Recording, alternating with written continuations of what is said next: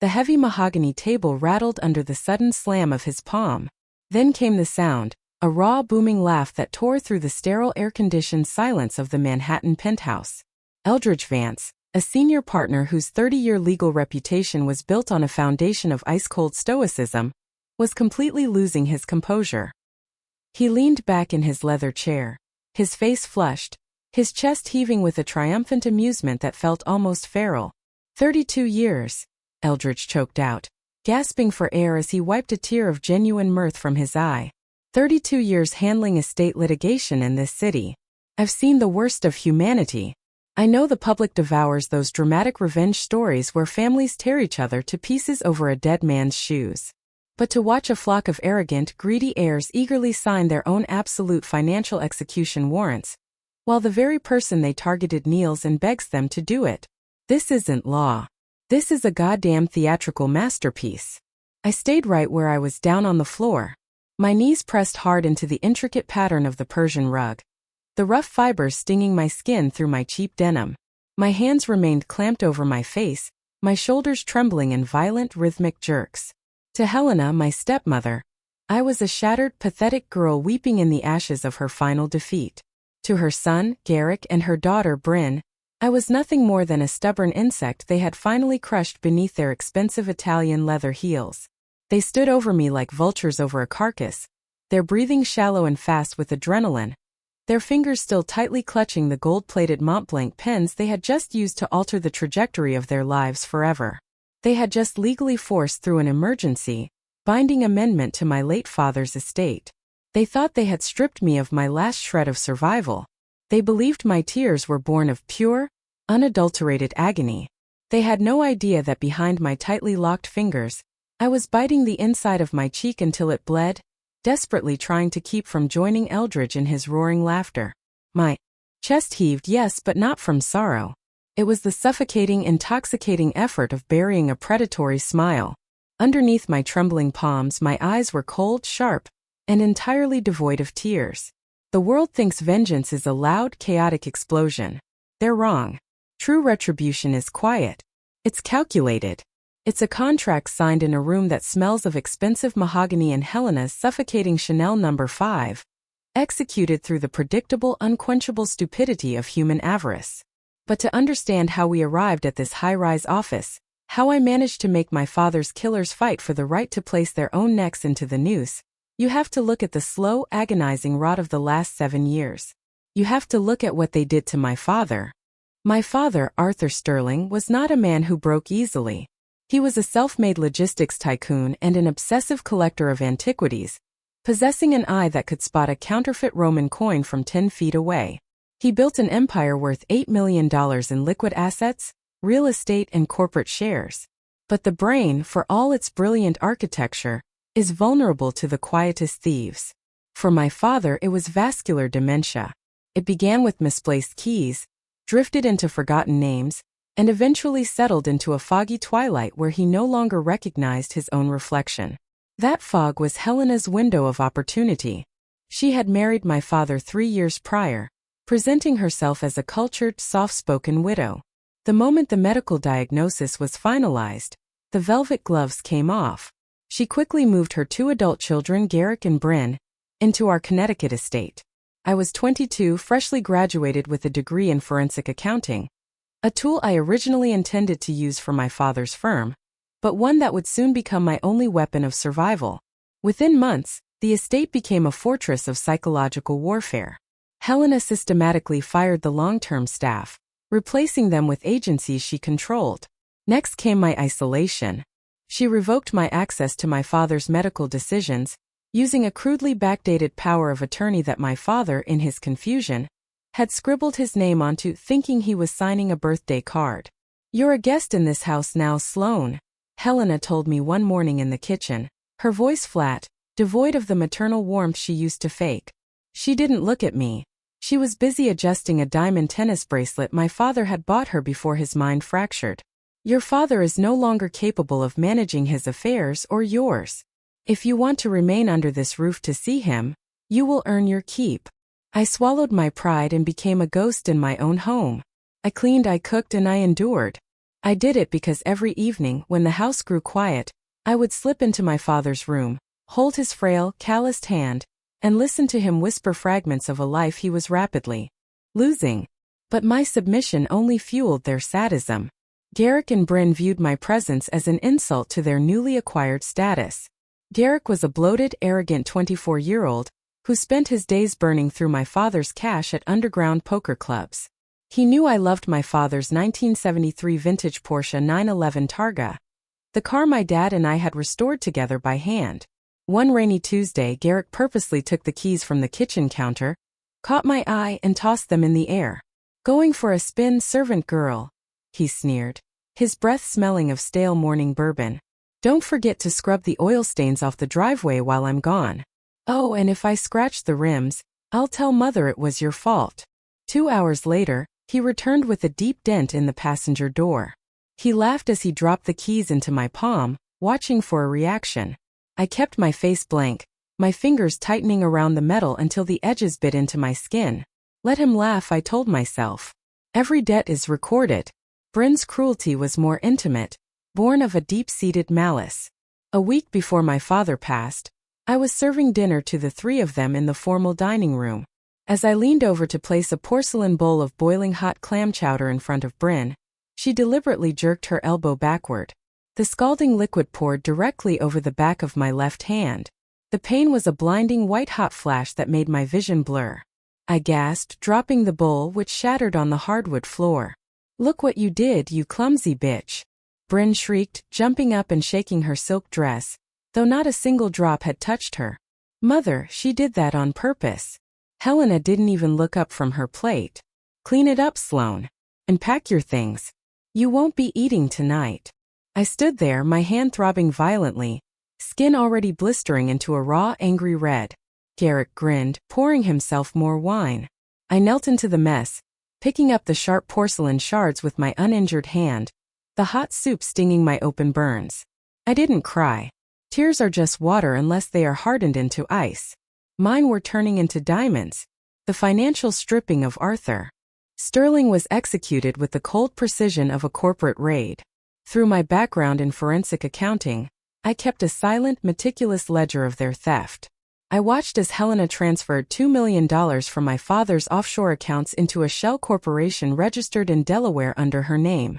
I watched Garrick liquidate a block of blue-chip stocks worth $3 million to cover his gambling debts. They were bleeding the empire dry, confident that the law would protect them because they held the signatures of a man who couldn't remember what day of the week it was. By the time my father's heart finally gave out on a bitter Thursday in November, they had successfully diverted nearly $8 million of tangible wealth into their own pockets. The night of the funeral was when they delivered what they thought was the fatal blow.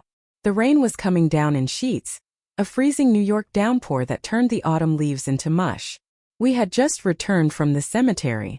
I was sitting in my father's study, surrounded by his books and his collection of ancient coins, wrapped in his old wool sweater, trying to process the hollow ache in my chest. The door flew open. Garrick stood there, flanked by two burly security guards. Helena and Bryn stood in the hallway, watching from the shadows. "Time to go, Sloane," Garrick said, a sickening smirk plastered across his face. "We don't need to wait for a piece of paper to know you aren't wanted here." Helena's voice drifted in, cold as the sleet outside. "Every account is in my name. The house belongs to my trust. You have 10 minutes to grab what you can carry. After that, you are trespassing." The guards stepped forward, hands resting heavily on their belts. They didn't care about my grief. I looked past them to Helena and Bryn. They were smiling. It was the look of absolute victory. I didn't argue or scream. I walked up to my room, packed a single duffel bag with my clothes, my father's old silver watch, and his worn leather-bound journal. As I walked down the grand staircase, Garrick opened the heavy oak front door, letting the freezing wind howl into the foyer. "Have a nice life, Sloane," Bryn mocked from the couch, sipping champagne. "Don't look back." Garrick grabbed my shoulder and shoved me out onto the porch. The door slammed shut, the heavy lock clicking into place with a sound that echoed like a gunshot. I stood in the pouring rain, soaked to the skin within seconds, looking up at the warm, glowing windows of the home I had grown up in. My hand still scarred from Bryn's scalding soup, throbbed in the freezing cold. They thought they had broken me. They thought they had taken everything. But as I walked down the long dark driveway into the night, I reached into the deep pocket of my father's wool sweater.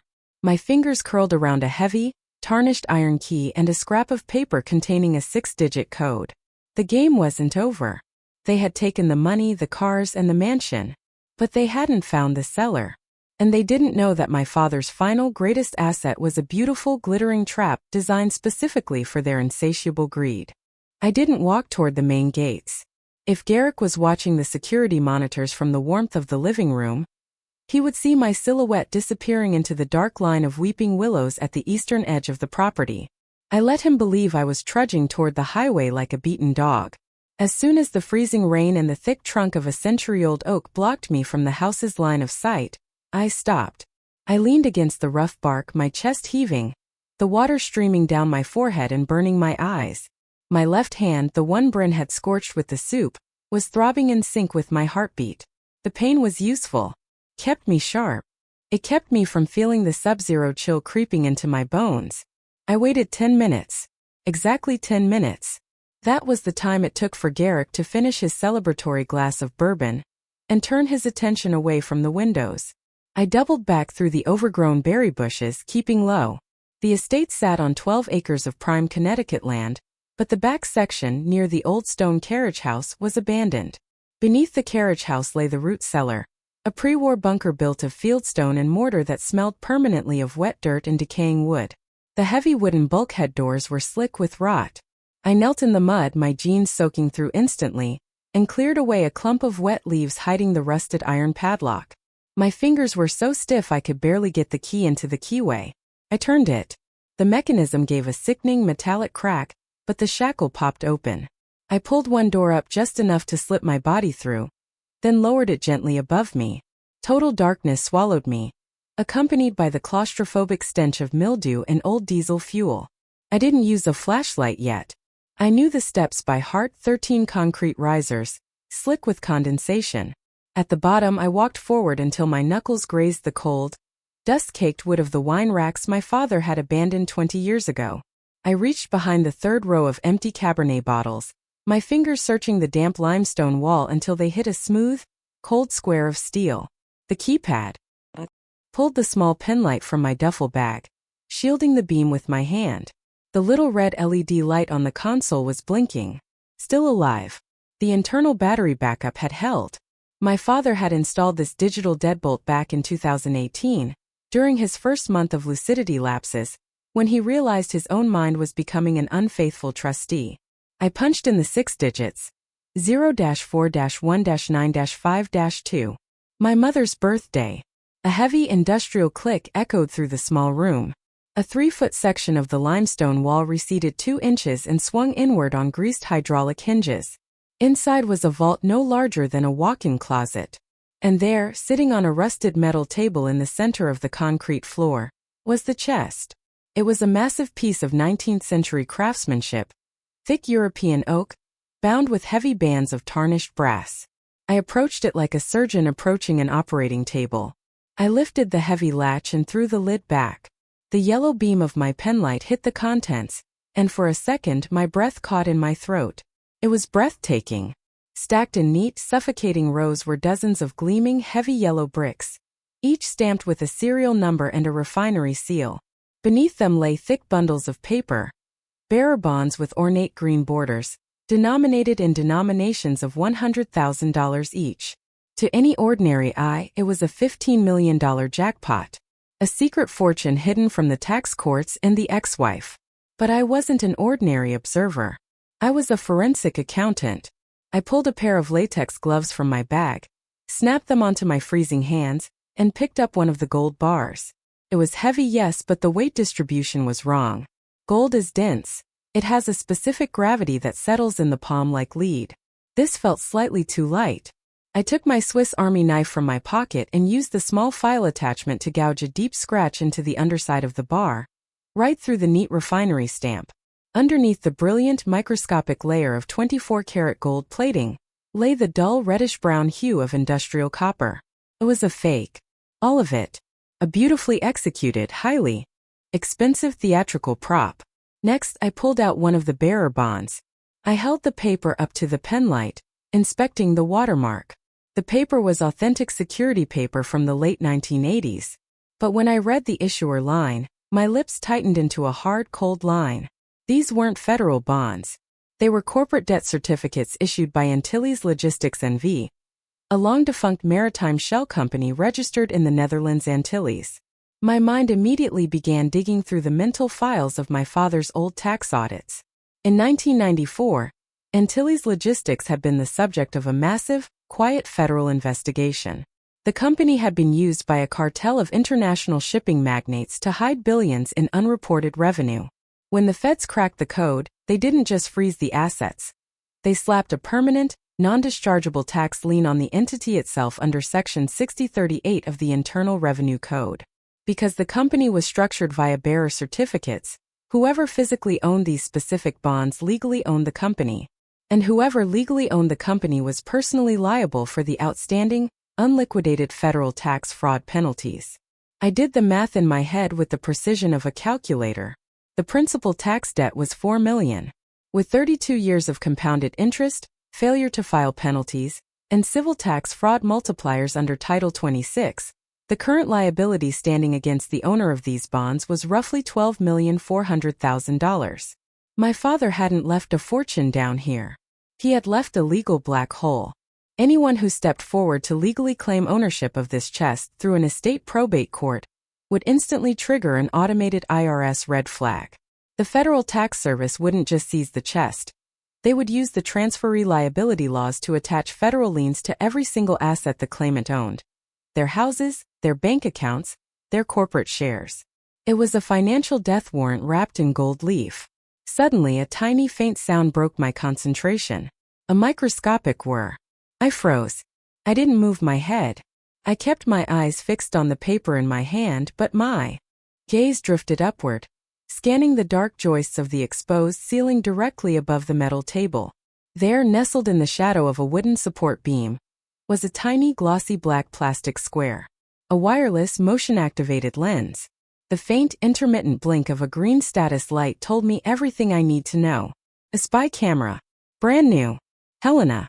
A cold snake of adrenaline coiled in my stomach, followed immediately by a wave of pure, crystalline clarity. She had found my father's old diary entries before I did. She knew about the cellar. She knew about the code to the first door. But her thugs hadn't been able to crack the digital lock on the vault without triggering the estate's main silent alarm.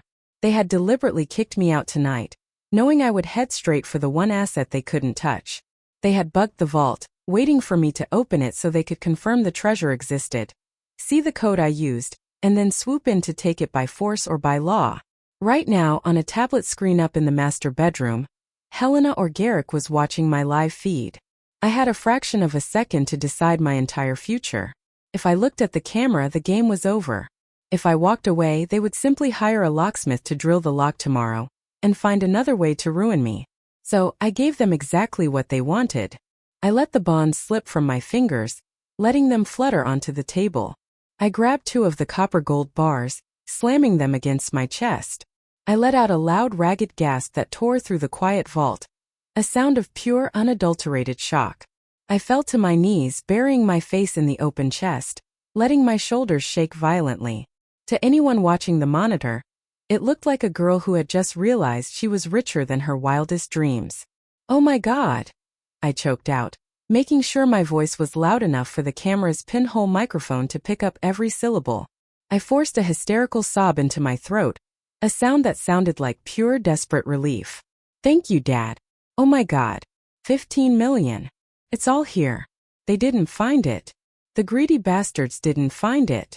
I stayed down there for 3 full minutes running, my hands over the fake gold, muttering about how I was going to use Eldridge Vance to hide it from them, how I would buy back the Porsche, how I would leave the country and leave them with nothing.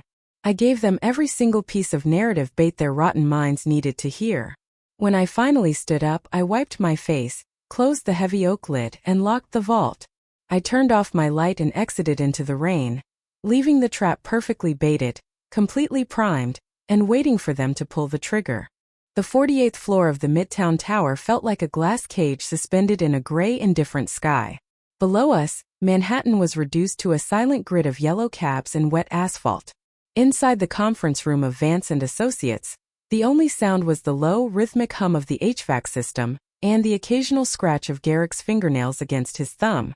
He was jittery, a classic sign of a man whose debts were catching up to him. Helena sat across from me, a picture of immaculate, high society grief. Her black silk dress was tailored to perfection. A triple strand of South Sea pearls caught the harsh fluorescent light. To her left, Bryn was leaning back, tapping her manicured nails on the frosted glass table. They smelled of expensive vanity and unearned victory. I sat at the far end of the table. I wore a faded beige coat I bought at a thrift store 3 years ago. My left hand, heavily bandaged to hide the raw, peeling blisters from Bryn's scalding chowder, rested in my lap. I kept my head down. My eyes were fixed on a small coffee stain on the carpet. I looked beaten, broken, exactly the way they needed me to look.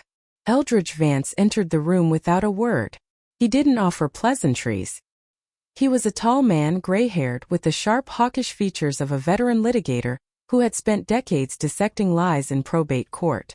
He sat at the head of the table, adjusted his silver-framed reading glasses, and opened a thick blue leather binder. "Let's begin," Eldridge said, his baritone voice cutting through the tension.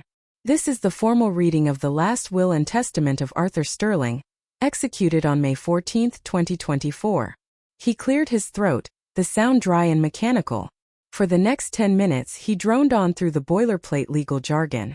Being of sound mind. Revoke all prior codicils. I watched Helena out of the corner of my eye. Her posture was rigid, her chin tilted upward. Then came the meat of the document. The division of the spoils. To my wife Helena Sterling, Eldridge read.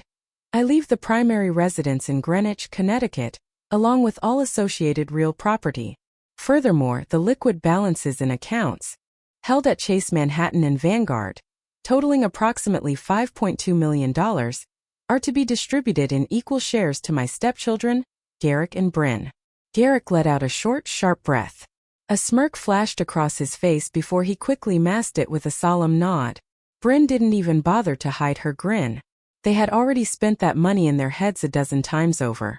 Eldridge paused. He shifted his gaze from the paper, looking directly at me. His expression was unreadable. A cold, professional mask. Regarding my daughter, Sloane Sterling, Eldridge continued, his voice dropping a fraction of an octave. I leave the sole ownership and contents of the 19th century oak chest currently located in the subterranean storage cellar of the Greenwich estate. This bequest is specific, non-reducible, and carries no further claim to the residuary estate. The silence that followed was suffocating. I let my shoulders sink lower. I squeezed my bandaged hand until the pain flared up my arm, forcing my breathing to become shallow and ragged. I let them see the tremor in my jaw. Across the table the air changed. I could practically hear the gears turning in Helena's mind. She didn't look disappointed. She looked smug. Garrick and Bryn exchanged a quick, knowing glance. They had seen the camera footage from last night. They knew about the chest. They knew about the gleaming rows of gold and the bearer bonds. In their minds, my father had tried to outsmart them by hiding $15 million in the basement, leaving them with a measly $8 million. They thought I had just won the lottery right in front of their faces. And their toxic, unadulterated greed simply could not allow that to happen. Helena raised a single diamond-ringed hand. Stop right there, Eldridge. The lawyer lowered his glasses. Is there an issue, Mrs. Sterling? There is a massive issue, Helena said, her voice turning into a razor-thin blade. She reached into her leather handbag and pulled out a thick, legal-size manila envelope, slamming it onto the glass table. The slap of the paper sounded like a small explosion. Before we proceed with any distribution of specific bequests, we need to address a matter of criminal asset diversion. I raised my head slowly, letting my eyes widen in manufactured panic. What? What are you talking about? Garrick leaned forward, his elbows on the table, a vicious glint in his eyes. Shut your mouth, Sloane. Your little game is over. Eldridge, Helena said, ignoring me entirely. Inside that envelope are signed affidavits from the estate's private security team, along with inventory logs from Arthur's private antiquities collection. Over the past 12 months, While her father was incapacitated, Sloane has systematically removed over $200,000 worth of rare Greek coins and silver artifacts from the house. That's a lie. I cried out, my voice cracking perfectly on cue. I half stood from my chair, letting my knees knock against the table. I never touched his collection. You know I didn't. Sit down, Sloane, Bryn snapped, her voice dripping with venom. We have the logs. We have the gate receipts showing your car leaving the property at odd hours. It's grand larceny. Class B felony in the state of New York. That's up to 25 years in Bedford Hills, honey. It was a beautiful fabrication. A completely manufactured, airtight frame-up designed to corner me. They didn't care about the coins, they wanted the chest.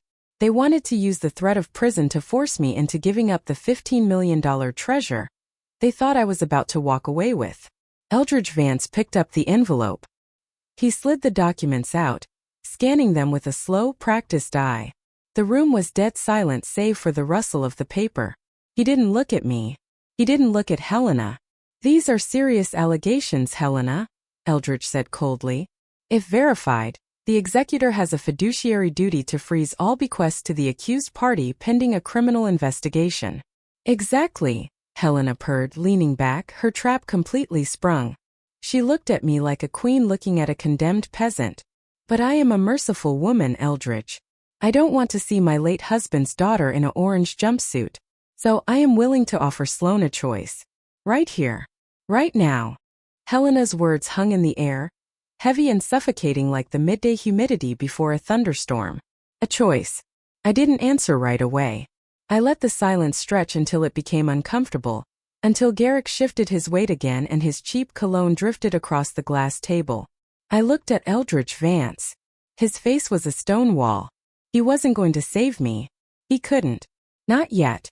Slowly, I let my body slide out of the leather chair. My knees hit the Persian rug with a dull thud.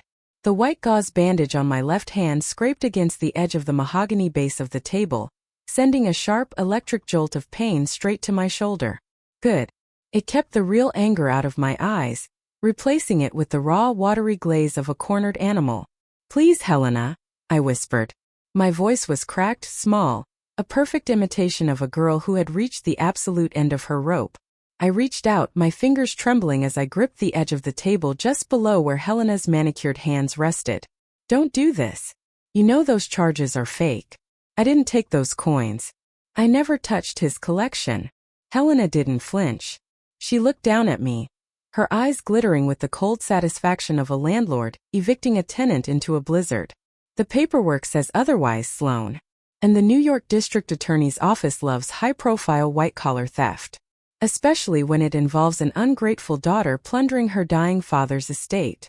It's a frame-up, I cried, letting my voice rise to a panicked, frantic register. I turned my head toward the other two. Garrick. Bryn, please. We grew up in the same house. We shared meals at that table. Your mother has everything. She has the house, the accounts, the corporate shares. $8 million. It's more money than any of you could spend in 3 lifetimes. Why do you have to ruin me too? Garrick let out a wet, mocking snort.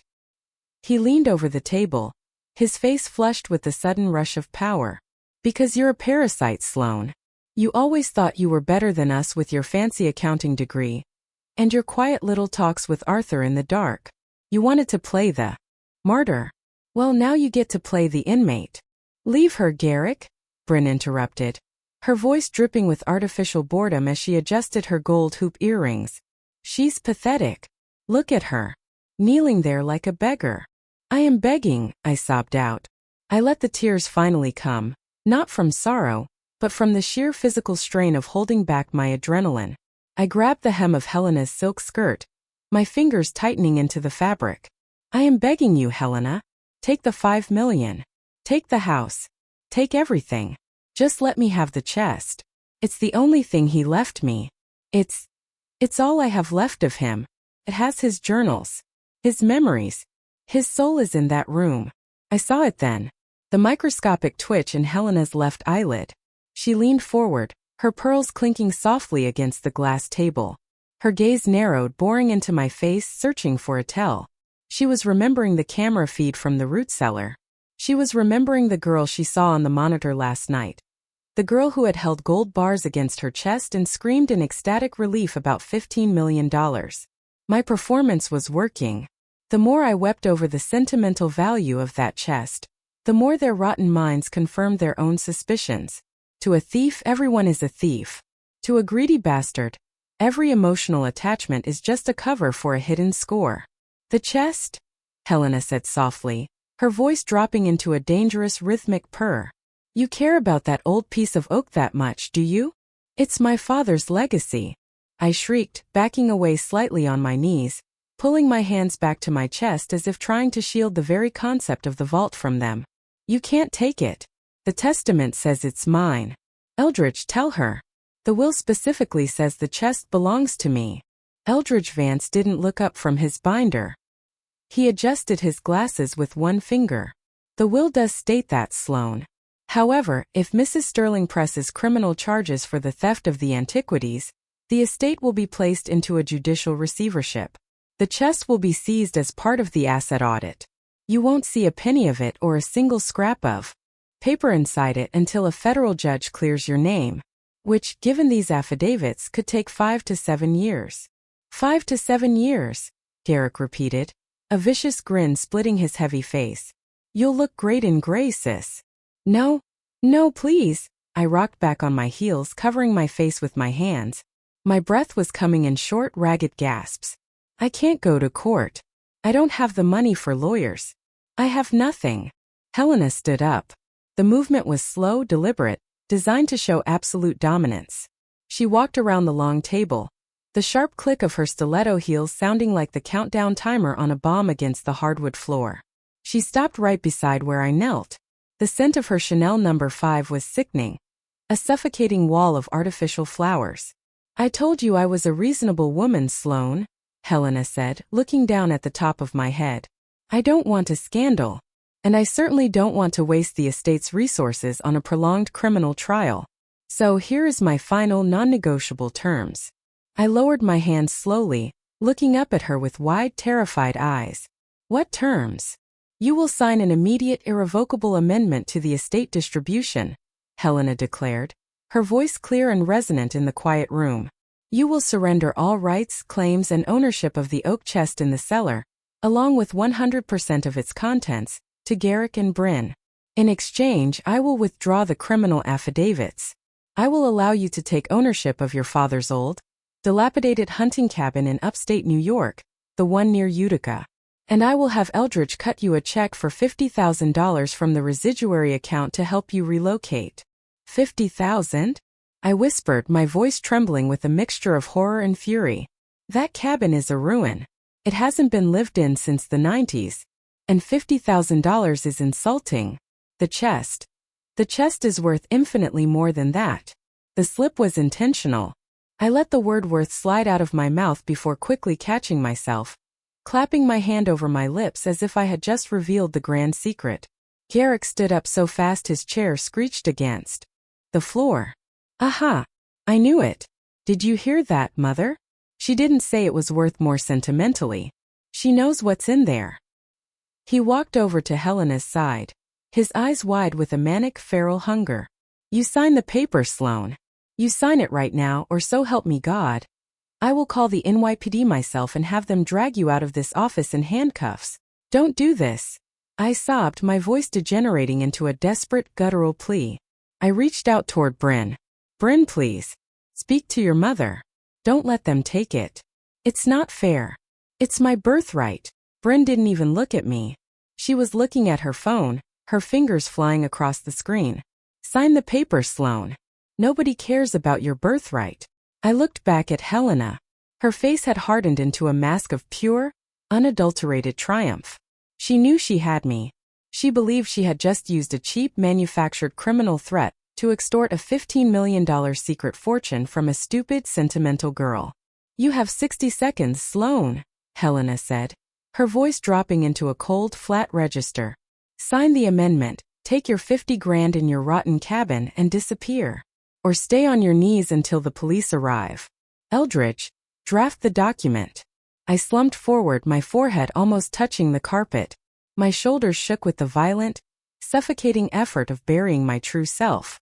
Fine, I choked out, the word muffled by the fabric of my coat. Fine. You win. Just don't send me to prison. I'll sign it. God damn you all. I'll sign it. Eldridge Vance didn't blink. He turned toward his desk console, his fingers moving across the mechanical keyboard with a dull, rhythmic clack that sounded like a teletype machine in a deserted newsroom. The office was so silent that the faint, high-pitched whine of the laser printer behind the walnut paneling spinning up to temperature felt loud enough to rattle the glass windows. Nobody spoke. Garrick stood over me, his chest rising and falling beneath his tight designer shirt. His eyes locked onto the back of my neck like a hawk waiting for a rabbit to stop twitching. Helena had already slid back into her leather chair, her fingers lightly tracing the pearls at her throat. Her face settled into the smooth, icy composure of a woman who had just won a high-stakes poker hand without showing her cards. 10 minutes passed in that suffocating silence.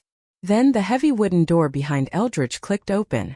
His assistant, a stern middle-aged woman named Martha, walked in carrying 4 freshly printed copies of a legal document, the paper still radiating a faint, warm scent of fresh toner. She placed them in front of Eldridge, handed him a heavy steel notary seal from her apron pocket, and stepped back against the wall like a bailiff in a capital murder trial. Eldridge adjusted his glasses, his eyes scanning the technical language of the text. When he spoke, his voice was entirely devoid of emotion, the flat, terrifying tone of a judge reading a foreclosure order. This is an emergency binding amendment to the codicil of the Arthur Sterling estate, Eldridge announced, his eyes never leaving the page. The terms are as follows. Sloane Sterling hereby waives, surrenders, and permanently relinquishes all present and future rights, title, and interest in the specific bequest identified as the 19th century oak chest and its entire contents, currently located at the Greenwich property. Total ownership and title are transferred in equal shares to Garrick Vance and Bryn Vance. Garrick let out a low, guttural grunt of satisfaction. In exchange, Eldridge continued, his voice steady, the estate executor, Helena Sterling, hereby withdraws all criminal complaints, allegations and affidavits regarding the alleged diversion of antiquities by Sloane Sterling, with prejudice. Furthermore, Sloane Sterling shall take immediate, sole title to the residential real property located at Rural Route 4, Utica, New York, along with a lump sum cash distribution of $50,000, payable immediately from the estate's residuary cash account. By signing below, all parties agree that this assignment is absolute, non-reversible, and executed with full knowledge of all associated material conditions. Eldridge looked up, his hawkish eyes jumping from Helena to Garrick, then finally settling on me. Sloane, pull yourself up to the table. I dragged my body off the floor slowly, making sure my knees scraped loudly against the mahogany base of the desk. I pulled myself into the chair, my breath coming in short, uneven hitches. I kept my head down, my greasy hair falling forward to hide my cheeks.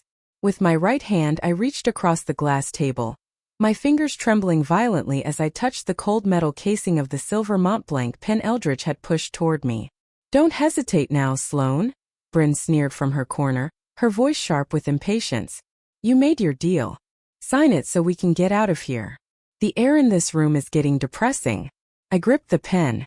My bandaged left hand rested on the edge of the glass, the white cotton gauze stained with a tiny, dark spot of yellowish fluid where one of Bryn's chowder blisters had popped earlier.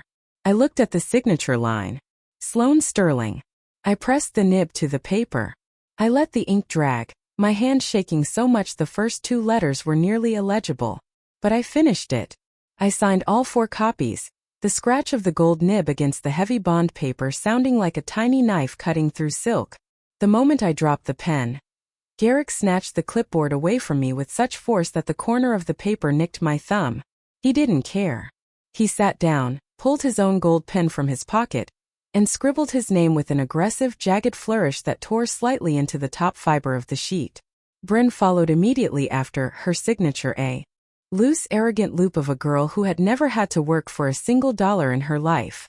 Finally, Helena leaned over, her diamonds clicking against the glass as she signed her authorization as the primary estate executor. Martha stepped forward. With a practiced, heavy thud, she smashed the steel notary seal down onto each of the 4 documents, the metallic clack-clack echoing through the room like the closing of a cell door. She took 3 copies, left one in front of Eldridge, and walked out, closing the heavy door behind her. It was done. The agreement was legally binding, notarized, and filed within the private records of the firm. There was no going back. Under New York probate law, an emergency waiver signed in the presence of a notary, and the estate's primary counsel was unassailable, short of proving physical coercion at gunpoint. The room went dead silent again. Garrick leaned back, a massive ugly grin splitting his heavy jaw. He looked at Helena, then at Bryn, his eyes bright with a manic, triumphant energy.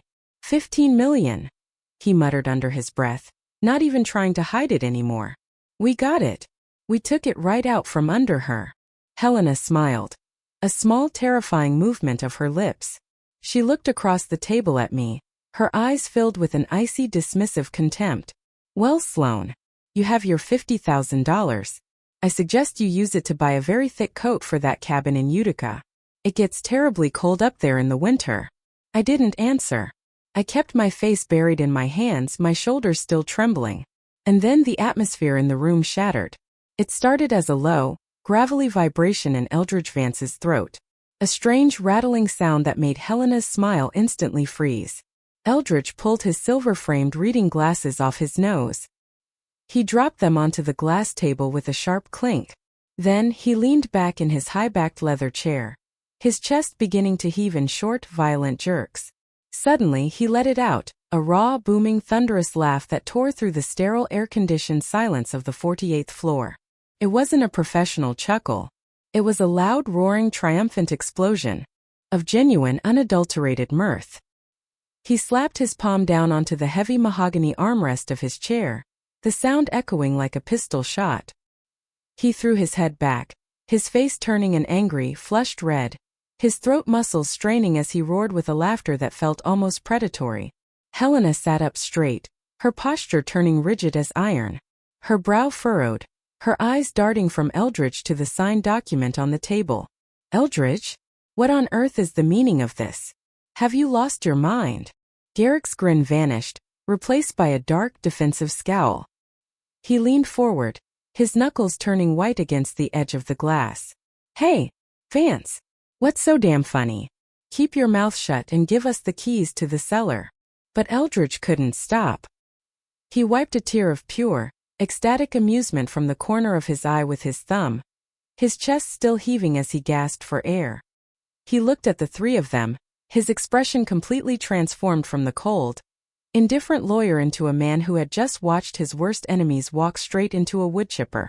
32 years, Eldridge choked out, his baritone voice cracking with laughter as he shook his head in absolute disbelief. 32 years handling estate litigation in this city.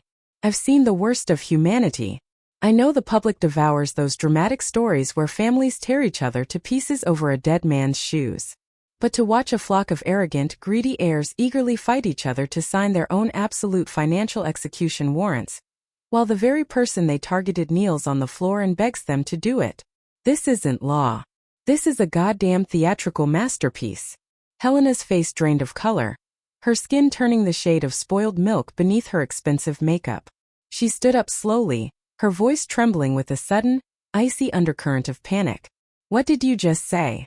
I lowered my hands from my face. The trembling in my shoulders stopped instantly. My jaw tightened and the watery, panicked glaze in my eyes vanished, replaced by a cold, sharp, and entirely unyielding light. I looked directly into Helena's eyes, and for the first time in 7 years I let her see the predatory smile I had been burying behind my teeth.